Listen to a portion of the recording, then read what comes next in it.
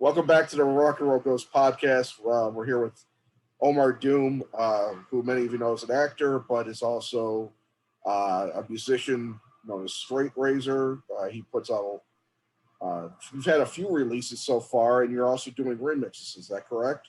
That's true. All right. And the new one is coming out on the 17th. Is that? Yeah, Friday, 17th, June 17th. Yeah, we have volume 2. How long did it take you to get volume 2 ready? Well, okay, so volume 1 came out about a year ago, and the volume 1 EP has 5 songs. That one had Iblis on there, and actually the group of songs I had made, all of these songs I had started actually a couple of years ago. Okay. And I ended up not finishing a lot of them until recently. Gotcha. That's cool. What I mean, your background's very interesting. You went to Parson for fine arts. You spent some time in Paris, I saw. You started a clothing line with your sister. You meet Tarantino. You end up at Deathproof. You know, you work in all these different forums. Have you always been kind of like a jack of all trades in terms of art? Yeah, I mean, my life has pretty much revolved around the arts, whether I'm drawing or making music, or acting, writing. I've just revolved around those things, and eventually I would like to combine all of those talents into a movie. Yeah. That would write, direct, score. Yeah. Well, have you started working on anything that I mean, I think you could talk about, but I mean, is there an idea you have for something that you would like to pursue, or is this still? I've written a couple movies alongside this writer, Michael Bacall, who's an old friend of mine. And, those are in development, and I have some new stuff in the works. I'm not sure which one I want to be the first one. So, right. Yeah. Right. I just have to imagine being kind of talented at many things has to be so rewarding, I guess, and just the fact that you would start your own a clothing line too just impresses the hell out of me. I mean, that's crazy. Well, that was my sister's idea. I had just got out of art school, and she was in LA going to art center, and she really wanted to start this business. And we had kicked over a couple ideas where I could do the art and she could run the business. And we ran through some ideas, and we landed on doing a t-shirt company, which was a lot of fun for me because, all the art that I always loved drawing, which is, lots of skulls, and basically the stuff that I like. I was able to draw all the time. And, it was cool. Yeah. Now, is that still? What's that? I actually got those clothes into TV and movies before I got myself into TV and movies. Interesting. What ones did they appear in? Well, if you look at Kill Bill in the church scene, okay, you see some of the girls standing around wearing different t-shirts. One of them had like a baseball style t-shirt with an eagle on it. I designed those. Also, I designed a lot of the t-shirts in the movie Bring It On. Oh, wow. And oh man, there was a bunch. Dharma and Greg wore a lot. Okay. Oh, so you've been at this for a lot longer than I thought. That's cool. Yeah. Yeah. So does your sister still have the company, or? No, she does still work in fashion marketing though. Oh, okay, that's cool. Is there anything you want to try that you haven't really gotten to yet, besides making your own, getting able to make your own film? Well, I would like to conduct an orchestra version of some of my songs. Okay. Now that I came up with just now. Oh, okay. I was gonna say, I was gonna start asking you a bunch of questions about that, but if you just came up with it now, then you got a lot to work out. Yeah. Well, there's something that was in the back of my head for a little while, but I never really voiced it till this. Oh, that's cool though. Okay, well, hopefully you pursue that. Yeah. The stuff I've heard so far has been really cool. I grew up in, I kind of grew up in the '90s with the industrial sound. I mean, and I hail from Chicago, where essentially it was created, I suppose. Um, I guess there's debate on who created it, but most people look at wax tracks, as like the breeding ground for industrial in the early days, especially. So me and my friends, as we got out of high school, were really big into, all that stuff, Skinny Puppy, and I don't know how much I was into Einzensender and Newbotten, but he was in the mix, or they were in the mix. It's like, but it's very cool, and it harkens back to a certain time, but it's also very forward with a little, especially the remix parts, a little bit more of a kind of a dance, I guess, gloss might be the wrong word, but something like that. And Techno. it's interesting to hear that now in today's music. What about that? What about the music you do speaks to you personally? Well, if in terms of what speaks to me personally, would probably be the mood of my music. Because no matter what I do, that mood is always going to come out. Yeah. So, and it's something I've noticed.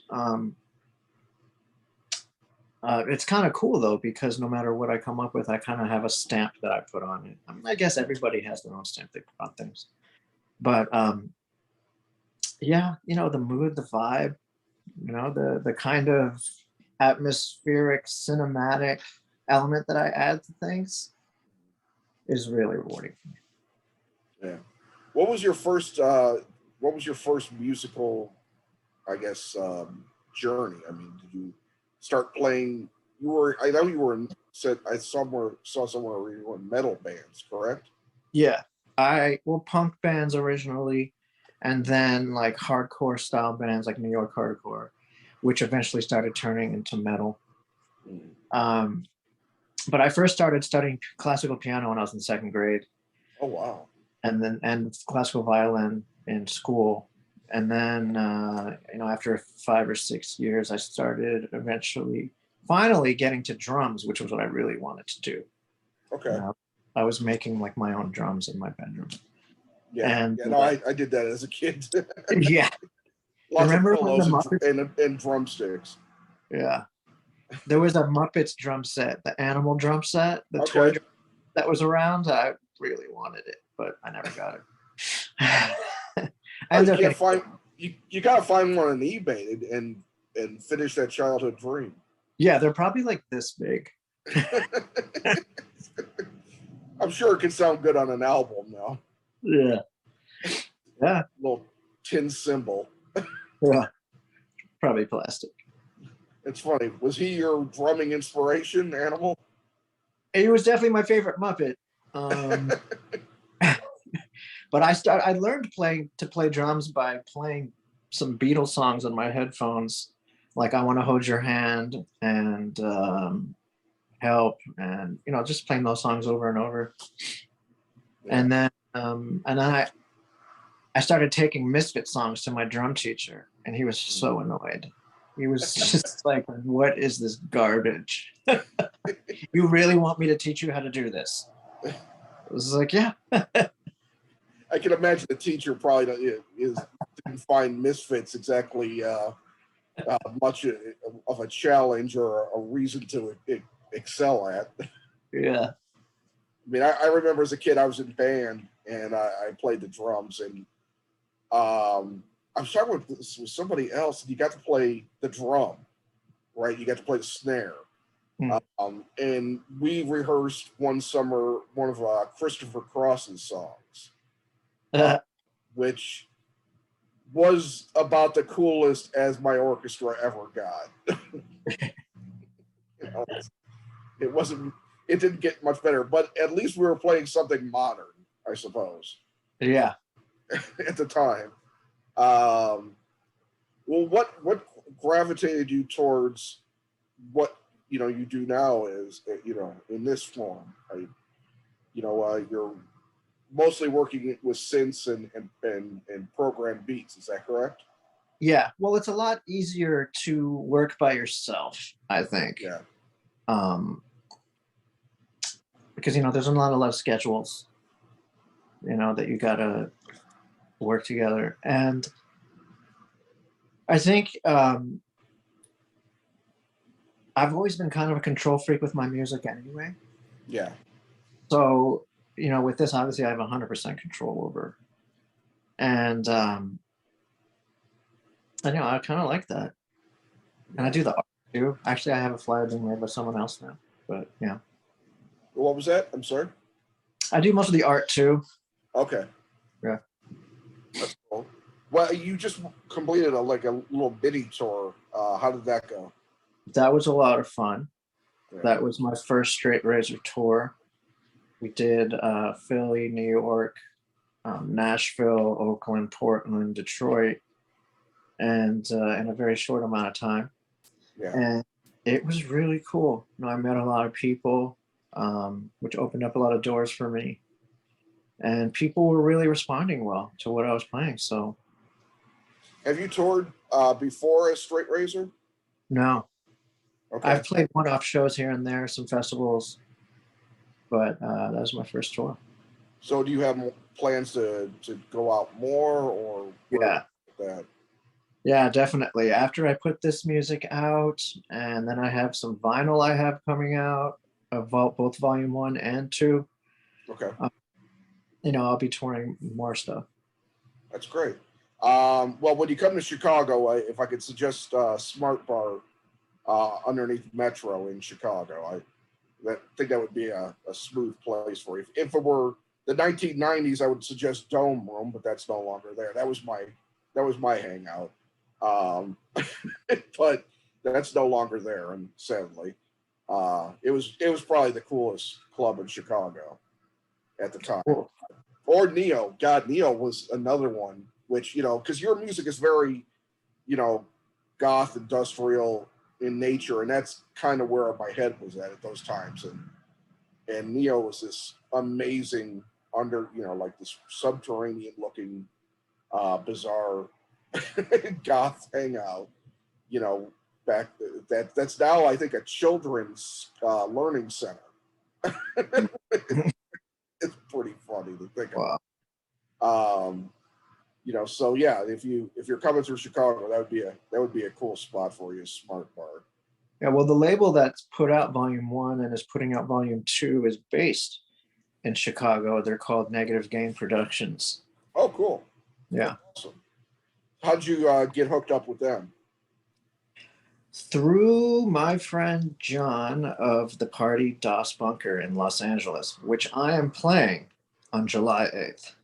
Okay. That's Yeah. nice. Yeah, so you got another show already lined up. Yes. What would you say your primary, I guess, focus is right now? Is it the music at the moment? Is that where most of it's going? Yeah, right now it's in the performance of the music. I'm exploring different ways to do that. I just did that tour using Ableton with their APC 40 MK2 controller that they have. And I'm still exploring different ways of doing it, of playing techno live while making some live remixes.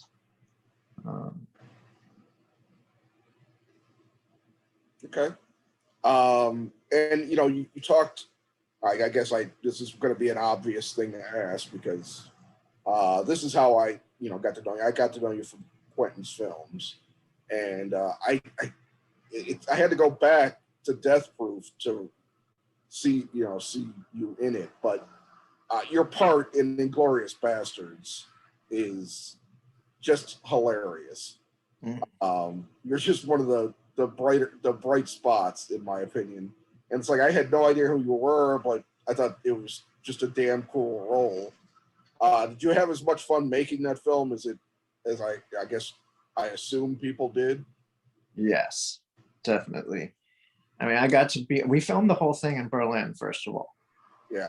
Berlin, Germany, and there was a little bit shot in France, not my part, but um, and so we got to be in Europe for the whole time, like Yeah. 7 months, which for me at the time, I had nothing holding me back in LA. I was just like, let's go, keep me as long as you want.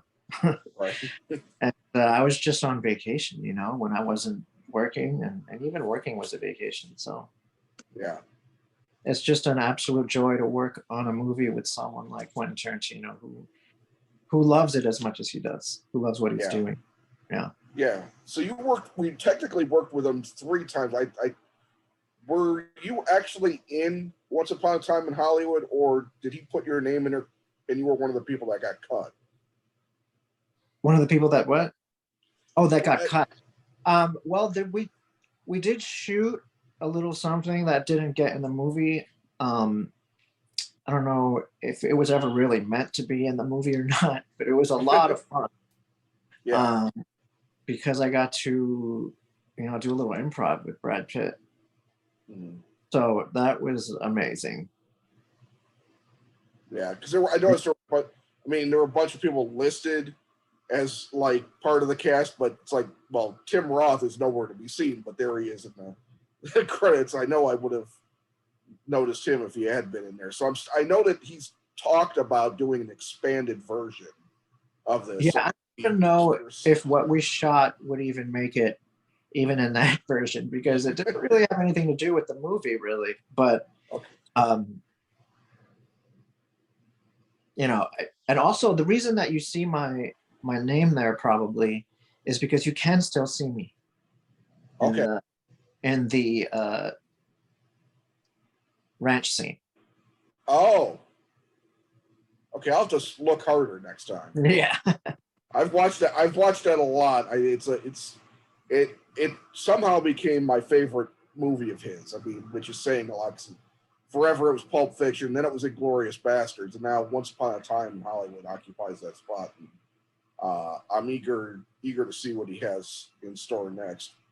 I hear that a lot. I hear people that have always loved Pulp Fiction as their number one Tarantino film and now aren't sure if it's Bastards or Pulp Fiction. Right. I hear that a lot. Yeah. Bastards for me. I remember seeing it the first weekend. I went the second weekend with somebody else because I said you gotta see this. It's amazing. I still think that's one of the most extremely great World War II films ever made, and there's a lot of them, but it's definitely the most interesting for sure. Well, Quentin has publicly said that he thinks 100 years from now that Bastards is the one people will remember him by. Really? Well, Yeah. I hope so. I mean, God, he hasn't made an actual bad movie, so I mean, yeah. But you got started with knowing him through the clothing part. Just kind of hanging out in LA, yeah. How did that relationship in that regard translate to? I'm gathering you could consider him a friend to now that you're and then you getting cast in his films. Well, I begged him. That's how it happened.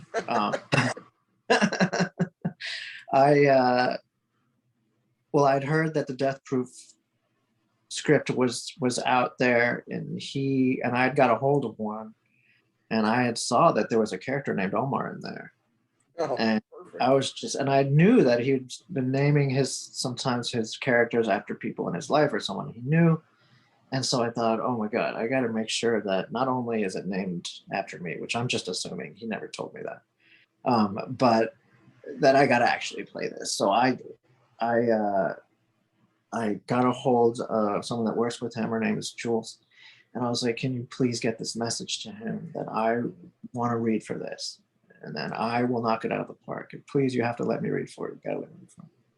And she relayed that message and like verbatim. And I got a message that, from casting. Like I was in New York at the time, and he was in LA, obviously. And so they were like, "Can you send a video?" And I was just like, "Yes, I can send a video." And I made it all crazy. I broke all the rules of making an audition tape, and like had music, and I had like a set with like a bar background, and like a menu with like a soundtrack behind it, like a DVD menu. And eventually I got to go to LA and read for Mary Vernieu, the casting director. And then after that, I was allowed to audition for him directly at his house in his movie theater. That's cool. And when I walked into the theater, first thing he said was, "Great job on the video." I was just like, thank God. Yeah. But yeah, that was a whole experience of itself. When I sat down and started reading with him, I saw in his eyes, he wasn't liking what he was seeing when I was reading for Omar. And I was just like, shit, I'm not going to get this part, am I? And he started getting a little more frustrated. And then he was like, "You know what? Just turn to this page. We're going to do a cold read." And I was like, okay. And then I started reading for the character Nate, who has to beg his girlfriend Butterfly to make out with him on the porch, right? And so we start reading it, sitting down back and forth. And all of a sudden it's clicking. I can feel that it's working, right? And he just gets excited. He's like, "Let's stand up." And so we get up, and we're like moving around with each other, like really getting each other's face. I got up in his face and was like begging him to make out with me, basically. And he was playing the part, being Butterfly, and we were flirting with each other, and it was really fun. And I think what made it so much fun is because I knew that it was working, and I knew that the energy was there. We stopped and we were laughing, and it was perfect. And then I left feeling great about it.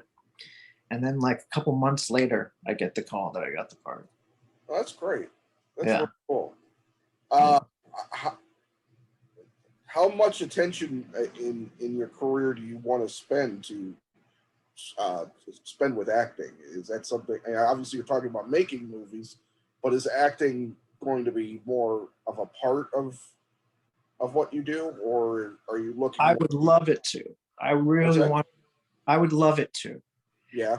I'd really like to do more acting. Definitely. It's not something, that's easy to come by. Even if there were a lot of roles out there, the ones that might be right for me, are one in a million. So, I got pretty lucky with my career where I got some really good roles through Quentin Tarantino. So I feel a little spoiled. So a lot of times when things come through my desk, I'm very quick to say no to them because of what I've done in the past. Well, yeah, and you've kind of got this rich amount of things to keep you busy too. So you're not just an actor. So yeah, why take something that's crap just to maintain that part of the career and just wait for something that comes around that's better? Yeah, and I think they're both going to help each other. So yeah, that's great. Our time is almost up, but is there anything else that we haven't discussed that you'd like to kind of get out there? Is there something else you're working on that needs to be addressed? Or well, if you're in Los Angeles, like I said, July 8th at Das Bunker, that's at Catch One, which is on Pico in Los Angeles, and you can get tickets for that at omardoom.com, and you can also hear new music there, and I'm putting up new merch there soon too. Okay, I'll make sure to have those links up, and if you have any social media, I'll get those up there too. Yeah, Instagram, Omar Doom. All right, Omar, really great talking to you today. Thank you for your time, and Thank you. Best of luck at everything, okay? Thanks for having me. All right, thank you. All right, take care.